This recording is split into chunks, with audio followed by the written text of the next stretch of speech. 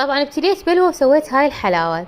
حلاوة الكراميل من ألذ وأطيب الحلاوة ممكن تسوونها برمضان. هنا أنا طبعا هنا أنا أمي وبيبيتي عارفة يسوينا من هاي الحلاوة، سوينا من هاي الحلاوة الكراميل اللي تسويها. يابا قلت لهم ما صار وما يصير خاطركم إلا طيب. هنا شنو كرملت الشكر، نخلي فد كوبين شكر، وهنا نخلي 4 خواشيق لا 5 خواشيق نشا، و4 خواشيق حليب، ورشة هيل، و4 قلاصات مي. شوفوا هنا تكرمل حبايبي الشكر، وراح اضيف له زبد، مكعب زبد.